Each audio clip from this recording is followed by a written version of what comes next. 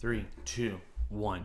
Hey YouTubers, and welcome back to another American Horror Story discussion video. We're going to be talking about episode 9 of American Horror Story Cult. Guys, I cannot stress how much of an awesome episode this one was. If there was any doubt from anyone in this community who is thinking that Sarah Paulson wasn't the MVP of the American Horror Story franchise, this episode should blow you away. Hell hath no fury like a woman scorned. She is amazing. And honestly, this is a welcome surprise. This whole series, at least in my opinion, has really been going off the deep end for the last 2 weeks. It got really weird with the whole concept of the cult coming in. I know they told us it was a cult. I know it's what the namesake of this season is.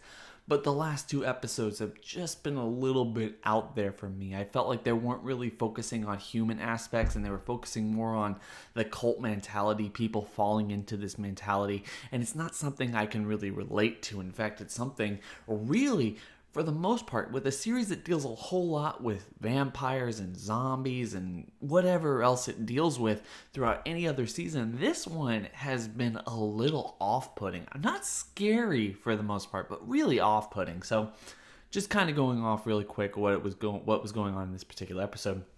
It really starts with a kind of a draw, or at least a flashback to all these different cult mentalities that have come on real world events throughout the entire U.S. culture or U.S. History of major cults, major mass suicides and everything like that. And we get an idea that Kai is building up this mentality for his I guess, cult that he's been building up this entire season, with this idea that, would you die for me? Please die for me. I am the one and only person who could fix this. We're going to transcend basically beyond our physical form and everything else like that. And then we get an idea that, yes, Kai is planning on running for election for the Senate. Of course, with only 1 episode left before the season finale, we do know that he's probably not going to get there, so we're just going to have to wait and see how far they go into his political career, how they're going to take him down for the majority of this season. But they play off that a whole lot. Of course, in the background, they have Allie and Ivy planning about how they're going to get Oz back, because one of the things that really happens in this episode is Kai really takes Oz and considers him his own son, considering the fact that Ivy and Allie had to get artificially inseminated in order to actually even have a baby. They didn't know who the father was, or at least they weren't really aware who the father was, because they don't give pictures, they just give descriptions.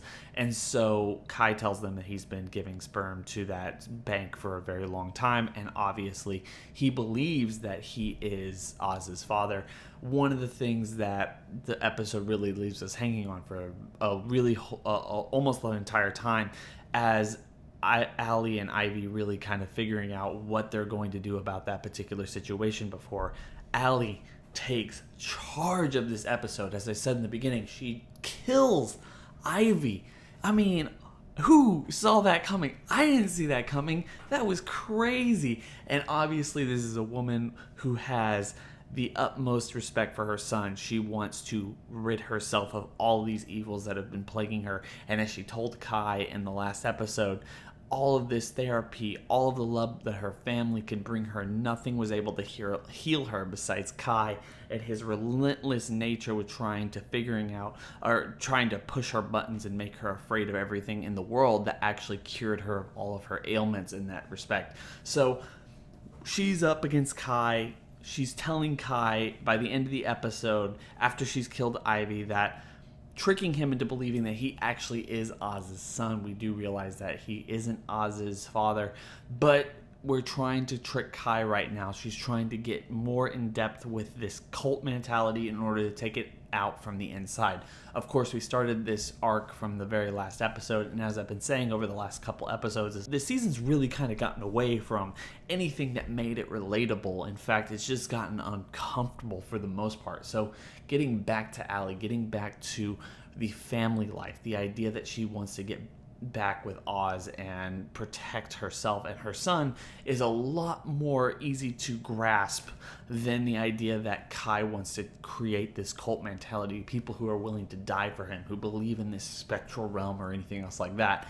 And that's what's one of these things. I know this whole show is supposed to put us off, it's supposed to scare us, but that was just something that I couldn't get behind. It's a little bit too real in my opinion, especially when you're dealing with a lot of other people who are real world figures that they keep showing real life clips and also reenactments of these people and trying to give us an idea of how these cults see these people and how they see the afterlife and everything else like that. It's just something that really gets to me, and I'm really glad that we're focusing a little bit less on that as we get further along in this season. And I really have a whole lot of hope for everything going forward in after this particular episode, because honestly, over the last 2 episodes before this one, I was really kind of ready to give up on this show. It was a little too weird. Like I'm saying, it was really strange and scary and not something that I'm particularly comfortable with. But as we focus more and more on Allie and her revenge story for this entire season, I am totally willing to get behind it. I can't wait to see where this season leads, and all of that build up beforehand, I think it was completely worth it. If you're not watching this show right now, if you're like me and you've dealt with most of the American Horror Story seasons up until this point by watching them when they come out either on Netflix or on home video, then I'm hoping that when you finally get to see this season, or if you have been catching up or something, or watching this from week to week, I hope you enjoy it. I hope you do enjoy it. Anything else like that, guys, I hope everyone has a good day. Don't forget to like, comment, and subscribe. Hit that bell over by the subscriber button. That's going to notify you every single time I upload. But with that being said, guys, I'm going to catch y'all on the next American Horror Story discussion video. Like I said, we only got, I believe, 2 more episodes in this season, and then we're going to get into general discussions about the show in particular, especially when we're talking about season 8, because we know season 8 is going to be somewhat of a crossover season between season 1 and season 3. So we're talking about Coven and Murder House, and there's so much to discuss about that season that I'm really holding off to until we get to the very end of Cult. So don't forget to stay around for that, especially if you do like these discussion videos. Of course, like always, I'm really hoping to hear all y'all's thoughts and opinions about Cult and everything else about the American Horror franchise going forward. And with that being said, guys, I hope everyone has a good night. I hope everyone has a good day, depending on when you're listening to this. It's been real.